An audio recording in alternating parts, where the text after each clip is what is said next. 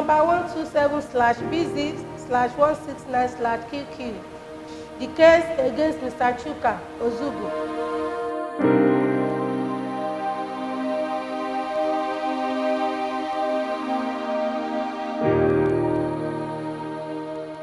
Mr. Chuka Ozugo, this is count against you. Count 1, murder of one Mrs. Nkiru Ozugo on 23rd May 2017 between the hour of 0700 and 0900 at number 2 Regina Avenue, Awka, Anambra State. How does the accused plead? Not guilty, my lord. Can we meet the counsels, please? I am Barrister Chineye Uzodima, representing the state, my lord. I am Barrister Ifeanyi Iweoha. Prosecution counsel, you may proceed. My lord, it is baffling that the accused pleads not guilty after he murdered in cold blood the late Nkiru Ozugo on the 23rd of May 2017 at number 2 Regina Avenue, Awka. It may please the court to know that the deceased is the wife of the accused. Investigation by the police shows that the accused was always assaulting the deceased physically, one of which led to her demise.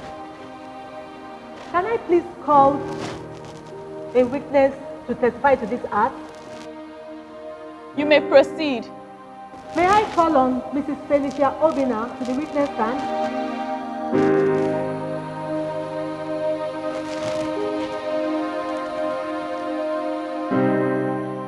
Are you a Christian or a Muslim?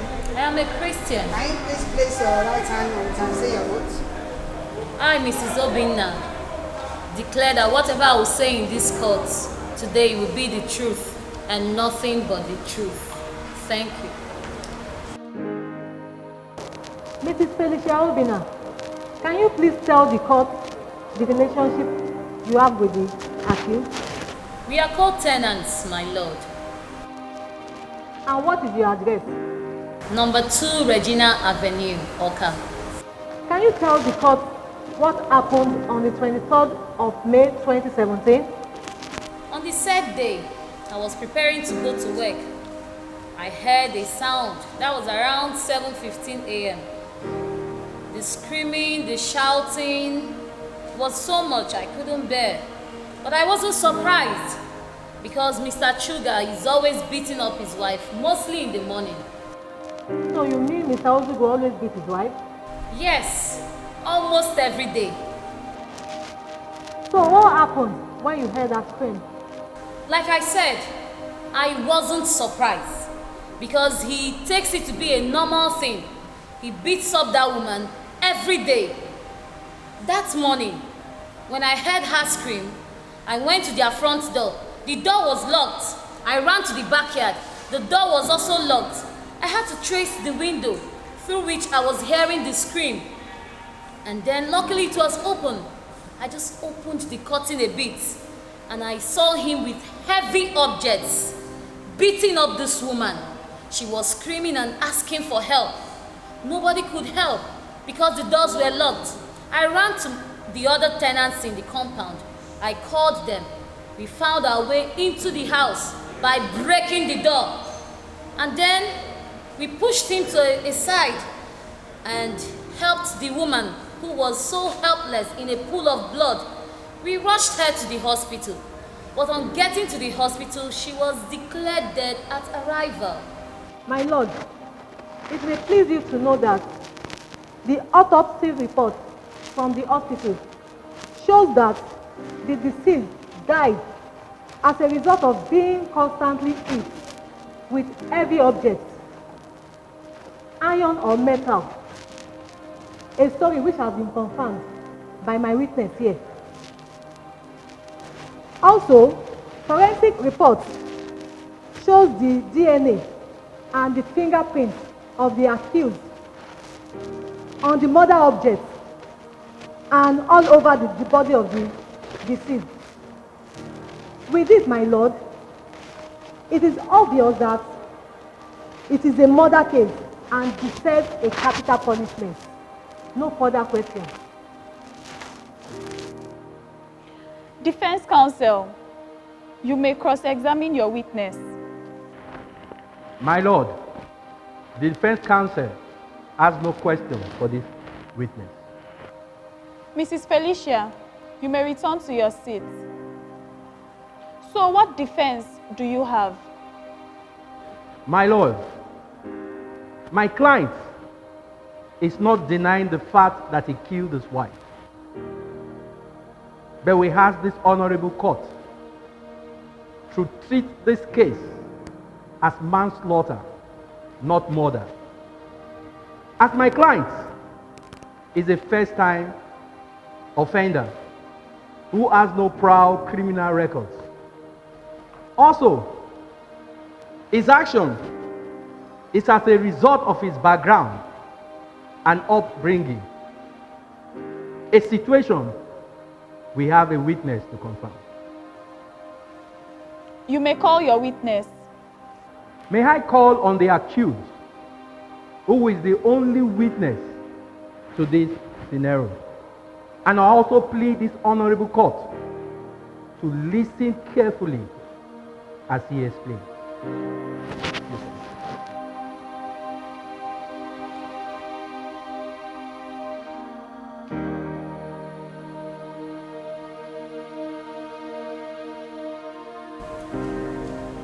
Are you a Christian or a Muslim? Place your right hand on this and say your oath. I swear that everything I will say in this court of law will be nothing but the truth. So help me God.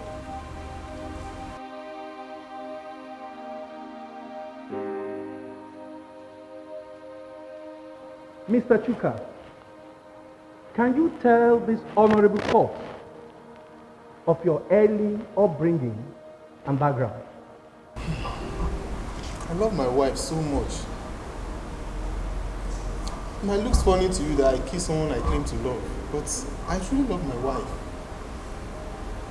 Growing up as a child, my father was a very loving and wonderful father. Even my mom was a very virtuous woman. But there was this problem we have in our family. They took care of us very well. They never even allowed us to lack anything. But there was this problem we have in our family. I grew up knowing my dad beat my mom every day, almost every day, on any misunderstanding or argument. He will assault her verbally or physically. This went on and on until my mom couldn't take it again and left the house with our siblings. My dad didn't allow her to take me along because I was the only son of the family. When she left, things fell apart, and my dad tried and marry another one, but it couldn't work out because of his violent attitude. So, Mr. Chuka, you mean you grew up learning how to be aggressive and how to assault a woman physically? Sadly, the only thing I took from my dad was this abusive attitude against women. I regretted everything I ever did. I never wanted to kill my wife and render my children motherless. I regretted everything I did, and I never wanted to. My Lord, it is obvious from the testimony of my client that he never had the intention of killing his wife. But due to circumstances beyond his mental control, he carried out this action that certainly he will live to regret. I plead on this honorable court to please tender justice with mercy. Thank you. Having listened to both counsels and witnesses, and also having carefully examined the evidences presented before this honorable court, I have reached a conclusion. However, before declaring my judgment, I would like to say this to everyone present in this courtroom today. As a parent, I am very cautious of the things I say or do, especially in the presence of my children. As parents, we must know that our children pick up attitudes from us. What we show them would grow faster in them than what we teach them, and this would eventually become photocopies of us. And that is what led to the death of the innocent woman today. However, we cannot blame the death of this woman on the issue of the accused, because it was a decision he made and decided to imbibe. He chose the negative one when he could have chosen positive ones. I hereby find the accused guilty of murder and sentence him to death by hanging. Posterity will not forgive me if I fail to do what is right here, as this case will be used as precedent in future. We cannot keep letting people go on basis of their upbringing. Humans have to learn to live with the consequences of their decisions. This is my judgment. I rise.